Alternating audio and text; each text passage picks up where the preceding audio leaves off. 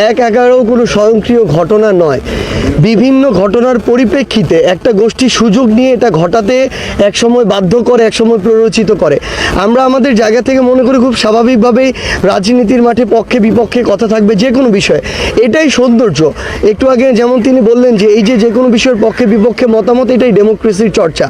আমরা মনে করি খুব স্বাভাবিকভাবেই অন্তর্বর্তীকালীন সরকার কিংবা আমাদের বর্তমানে রাজনীতিতে যে ব্যক্তিরা রয়েছেন, গুরুত্বপূর্ণ ব্যক্তিরা, তাদের মতের মধ্যে দ্বিমত থাকবে, বৈচিত্র্য থাকবে, আবার যৌক্তিক বিষয়ে তারা ঐক্যবদ্ধ হবেন, এটাই হচ্ছে সবচেয়ে বড় কথা। কিন্তু আমরা যে জিনিসটা আমাদের জায়গা থেকে মনে করি যে আমরা যেন আমাদের এই বিভিন্ন কথা মতামত কিংবা পদক্ষেপের মাধ্যমে নতুন করে আবার ওই ফ্যাসিস্ট কিংবা তাদের কোনো দোসরকে সুযোগ না দেয়।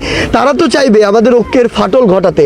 এই ফাটলের সুযোগে যখন আমরা নিজেদের সাথে নিজেরা বিভাজনে লিপ্ত হব, তারা এই সুযোগটা নিয়ে তাদের স্বার্থ হাসিল করবে। তো আমরা আমাদের জায়গা থেকে মনে করি এখন সবচেয়ে গুরুত্বপূর্ণ হচ্ছে এই জাতীয় ঐক্য। জাতীয় ঐক্যর জন্য সবার আগে যে কোনো গোষ্ঠী, দল, ব্যক্তি এসবের স্বার্থের আগে বাংলাদেশের স্বার্থ চিন্তা করতে হবে।